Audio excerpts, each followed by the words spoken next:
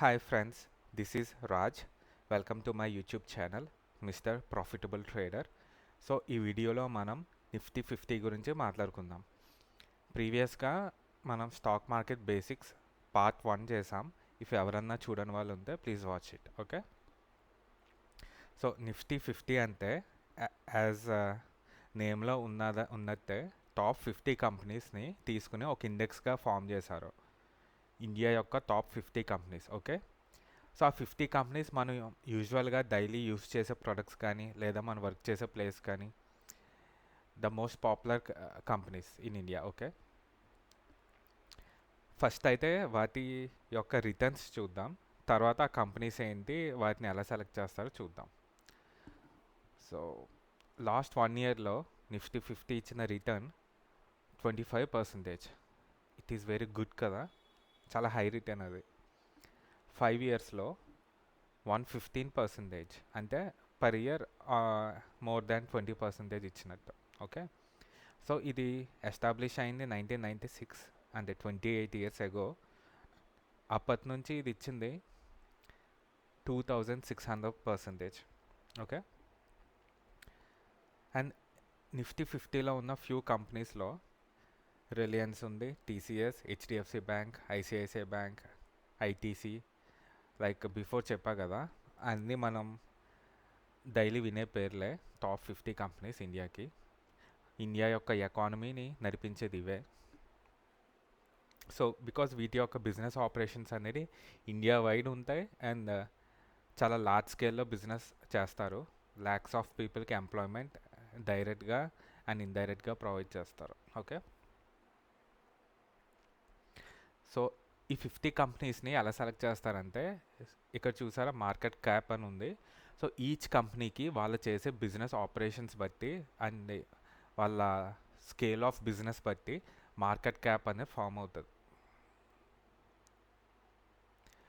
So so ఈ రిలయన్స్కి ఎంత market cap ఉంది, టీసీఎస్కి, హెచ్డిఎఫ్సికి, ఇలా హైయెస్ట్ మార్కెట్ క్యాప్ ఉన్న కంపెనీస్ని అండ్ లిక్విడిటీ ఉన్న కంపెనీస్ని టాప్ నిఫ్టీ 50 కంపెనీస్గా ఫామ్ చేశారు.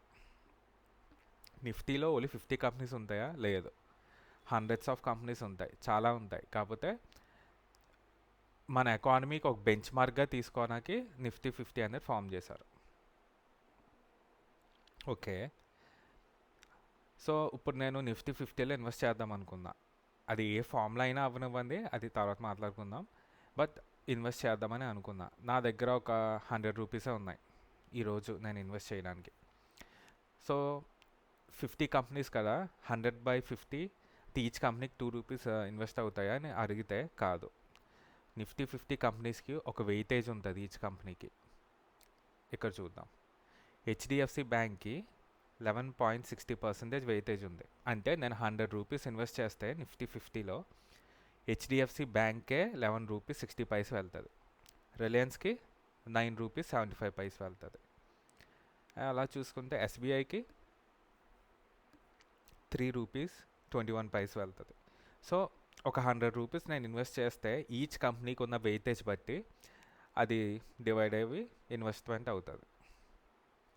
దీనివల్ల ఒక అడ్వాంటేజ్ ఏంటంటే హైయెస్ట్ మార్కెట్ క్యాప్ ఉన్నది ఎక్కువ వెయిటేజ్ ఉంటుంది అండ్ లిక్విడిటీ కూడా ఎక్కువ ఉంటుంది. సో మనం ఎప్పుడైనా సడన్గా బై అయినా సెల్ అయినా చేయాలన్నా లిక్విడిటీ ఎక్కువ ఉంటుంది. అంటే మనం బై చేద్దామన్నా సెల్లర్ రెడీగా ఉంటారు, మనం సెల్ చేద్దామన్నా బయర్ రెడీగా ఉంటారు, ఎక్కువ మంది ఇన్వెస్టర్స్ ఉండడం వల్ల. అండ్ సెకండ్ అడ్వాంటేజ్ ఒకటి, మార్కెట్ స్టెబిలిటీ ఉంటుంది. అంటే బాగా వాలటైల్ అవ్వకుండా, హైలీ సడన్గా అప్ అండ్ డౌన్ అవ్వకుండా వాలటైలిటీ తక్కువ ఉంది, కన్సిస్టెంట్ రిటర్న్స్ వస్తాయి ఇలా వెయిటేజ్ ఉండడం వల్ల. నిఫ్టీ 50లో ఇన్వెస్ట్ చేయడం వల్ల మేజర్ అడ్వాంటేజ్ ఏంటంటే డైవర్సిఫికేషన్. ఫర్ ఎగ్జాంపుల్ ఇక్కడే చూద్దాం, హెచ్డిఎఫ్సి బ్యాంక్ ఏ సెక్టర్? బ్యాంకింగ్ అండ్ ఫైనాన్షియల్ కదా. Reliance oil and gas, Infosys IT, ITC FMCG, Airtel telecom, TCS IT, SBI banking and finance, Hindustan Unilever FMCG. So ఒక 50 కంపెనీస్లో మన మనీ డివైడ్ చేయడమే కాకుండా ఆల్మోస్ట్ ఆల్ సెక్టర్స్లో మన మనీ డివైడ్ అవుతుంది. డిఫరెంట్ సెక్టర్స్కి మన మనీ ఎప్పుడైతే డివైడ్ చేసామో మన మనీ అనేది సేఫ్టీ ఎక్కువ ఉంటుంది. బికాస్ ఫర్ ఎగ్జాంపుల్ జూలైలో టెలికామ్ సెక్టర్ సరిగ్గా పర్ఫామ్ చేయలేదు అనుకుందాం, అండ్ బ్యాంకింగ్ సెక్టర్ సరిగ్గా పర్ఫామ్ చేసింది. దెన్ మనం రిటర్న్స్ అనేవి కాన్స్టెంట్గానే ఉంటాయి, అంటే స్టేబుల్గా వెళ్తూ ఉంటాయి. అంతేగాని ఒక సెక్టర్ ఫాలో అయిందని మన రిటర్న్ ఫాలో అవ్వదు, బికాస్ మన ఇన్వెస్ట్మెంట్ అనేది సవరల్ సెక్టర్స్ మీద డిపెండ్ అయ్యి ఉంది. ఓకే, అండ్ సేమ్ వేలో సింగిల్ స్టాక్స్లో ఇన్వెస్ట్ చేయడం కన్నా నిఫ్టీ 50లో ఇన్వెస్ట్ చేయడం అనేది మంచిది. దేనికంటే సింగిల్ స్టాక్, ఫర్ ఎగ్జాంపుల్ నేను ఓన్లీ హెచ్డిఎఫ్సి బ్యాంక్లో ఇన్వెస్ట్ చేశాను అనుకోండి, లాస్ట్ 5 ఇయర్స్లో చూసుకుంటే ఎక్కువ రిటర్న్స్ ఇచ్చి ఉండకపోవచ్చు, సమ్టైమ్స్ ఫాలో అవుతుంది లేదా సమ్టైమ్ ర్యాలీ అవ్వచ్చు, అది డిఫరెంట్ థింగ్. నేను జస్ట్ రీసెంట్ టైం గురించి చెప్తున్నా.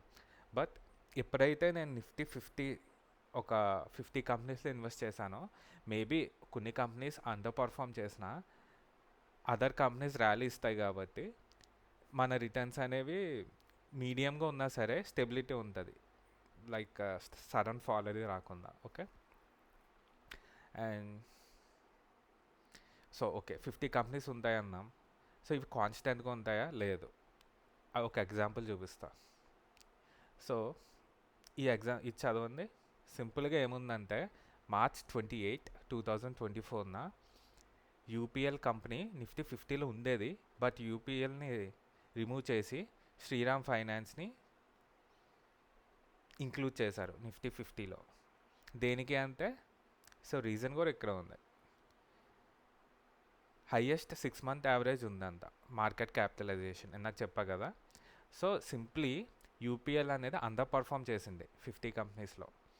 శ్రీరామ్ ఫైనాన్స్ అనేది బాగా పర్ఫామ్ చేసింది. సో శ్రీరామ్ ఫైనాన్స్ అనేది నిఫ్టీ 50లో లేదు, నిఫ్టీ నెక్స్ట్ 50లో ఉంది. ఆ ఇండెక్స్ ఏంటని తర్వాత చెప్తాను, బట్ ఒక సింగిల్ లైన్లో ఎక్స్ప్లెయిన్ చేయాలంటే టాప్ 50 కంపెనీస్ని నిఫ్టీ 50 అంటాం అన్నాను కదా. నెక్స్ట్ టాప్ 50 కంపెనీస్ని నిఫ్టీ నెక్స్ట్ 50 అంటాం. సో ఈ బోత్ ఇండెక్సెస్ కలిపితే నిఫ్టీ టాప్ 100 కంపెనీస్ అవుతాయి. ఓకే, సో యూపీఎల్ని రిమూవ్ చేసి శ్రీరామ్ ఫైనాన్స్ని ఇంక్లూడ్ చేశారు. ఇలా చేయడం వల్ల మనకున్న అడ్వాంటేజ్ ఏంటంటే, నేను నిఫ్టీ 50లో ఇన్వెస్ట్ చేస్తున్నాను అనుకోండి, అండర్ పర్ఫార్మింగ్ స్టాక్స్ని రిమూవ్ చేసి బాగా పర్ఫామ్ చేసే స్టాక్స్ని ఇంక్లూడ్ చేస్తున్నారు. సో నేను పెట్టే ఇన్వెస్ట్మెంట్ అనేది ఓన్లీ బెస్ట్ పర్ఫార్మింగ్ స్టాక్స్లోకే వెళ్తుంది. ఇండియాలో top 50 companies best market capitalization ఉన్న కంపెనీస్లోకే వెళ్తుంది ఆల్వేస్. సో మనం మాన్యువల్గా చేసేదేం లేదు, సో వాళ్ళే ఆ కంపెనీస్ని రీప్లేస్ చేస్తూ ఉంటారు. అదొక అడ్వాంటేజ్. ఓకే, నిఫ్టీ 50లో ఎలా ఇన్వెస్ట్ చేసుకోవాలనేది చెప్తాను. 2 డిఫరెంట్ వేస్ ఉన్నాయి. ఫస్ట్ వచ్చేసి ఈటీఎఫ్, అంటే exchange traded fund. Exchange traded fund అంటే ఏంటి, దానివల్ల అడ్వాంటేజెస్ అండ్ డిసడ్వాంటేజెస్ ఏంటి అనేది తర్వాత చెప్తాను. But to be simple, almost every asset management company like SBI, HDFC, UTI, Nippon India ఇవన్నీ ఆఫర్ చేస్తుంది ఈటీఎఫ్. నిఫ్టీ 50 అనేది చాలా లిక్విడిటీ ఉంటుంది ఈటీఎఫ్స్లో. So even I invest in Nifty 50 ETF. I invest in Nippon India ETF. Okay, and other way వచ్చేసి index fund. అంటే Nifty 50 అనేది ఒక ఇండెక్స్ అన్నాను కదా, సో ఆ ఇండెక్స్లో సింపుల్గా మనం మనీ పెడుతూ ఉంటాం. ఇండెక్స్ ఫండ్ కూడా అంతే, ఆల్మోస్ట్ అన్ని ఏఎంసీస్ ఆఫర్ చేస్తాయి. బట్ డిఫరెన్స్ ఏంటంటే ఈటీఎఫ్ అనేది మనం మార్కెట్ జరుగుతుండగా లైవ్లో కొనవచ్చు, లైవ్లో సెల్ చేయొచ్చు. ఇండెక్స్ ఫండ్ అనేది మనం సిప్ లేదా లంసమ్గా చేయొచ్చు. ఫర్ ఎగ్జాంపుల్ లాస్ట్ 5 ఇయర్స్లో చూద్దాం. ఈ డిప్లో లంసమ్ ఇన్వెస్ట్ చేసుకుంటే ఇదంతా ప్రాఫిట్ క్యాప్చర్ చేసినట్టు. లేదు, ఈ చిన్న డిప్లో మనం ఇన్వెస్ట్ చేసినా ఇదంతా క్యాప్చర్ చేసినట్టు. అది లంసమ్ అంటే ఒకేసారి ఇన్వెస్ట్ చేయడం. ఇక్కడ 5 lakhsని ఇన్వెస్ట్ చేశాను అనుకోండి, దాన్ని లంసమ్ ఇన్వెస్ట్మెంట్ అంటారు. అది ఎంత అమౌంట్ అయినా అవ్వనివ్వండి, ఒకేసారి ఇన్వెస్ట్ చేస్తే లంసమ్. లేదు, సిప్ అంటే 1 year తీసుకుందాం. ఈ జూలై కదా, ఓకే, జూలైలో అమౌంట్ అనేది ఎక్స్ అమౌంట్, అది 1000 అవ్వచ్చు, 100 rupees అవ్వచ్చు, 1 lakh అవ్వచ్చు. 18 జూలై నేను ఒక 5,000 ఇన్వెస్ట్ చేస్తే మళ్ళీ 18th ఆఫ్ ఆగస్ట్ ఇంకో 5,000 అలా ఎవ్రీ మంత్ నేను ఇన్వెస్ట్ చేసుకుంటూ వెళ్ళొచ్చు. ఎవ్రీ వీక్ కూడా చేయొచ్చు, ఎవ్రీ డే కూడా చేయొచ్చు. సిప్ మనం ఆప్షన్ సెలెక్ట్ చేసుకోవచ్చు. ఓకే, సో అలా చేస్తే అడ్వాంటేజ్ ఏంటంటే ఇది క్యాప్చర్ చేసాం అప్, ఇక డౌన్ అయిన ఫేజ్లో క్యాప్చర్ చేసాం, ఇదంతా ఇన్వెస్ట్ చేసుకుంటూ వచ్చాం, ఇక్కడ ఇన్వెస్ట్ చేసాం, ఇక్కడ ఇన్వెస్ట్ చేసాం. సో మన ప్రైస్ అనేది యావరేజ్ అయిపోద్ది. ఓకే, మా లంప్ సమ్ ఇన్వెస్ట్మెంట్కి, సిప్కి అండ్ ఈటీఎఫ్కి, మ్యూచువల్ ఫండ్కి డిఫరెన్స్ అండ్ దేనికి ఉన్న అడ్వాంటేజెస్, డిసడ్వాంటేజెస్ అన్నీ ఎక్స్ప్లెయిన్ చేస్తా ఫర్దర్ వీడియోస్లో. So till now, if you like this video, please like and subscribe to your okay, you can share to your friends also. Stock market యొక్క knowledge gain చేద్దాం అనుకున్న మీ ఫ్రెండ్స్కి share చేయొచ్చు. మీకు ఏమైనా డౌట్స్ ఉంటే ప్లీజ్ కామెంట్ సెక్షన్లో అడగండి, I will definitely reply them. Thank you, have great day.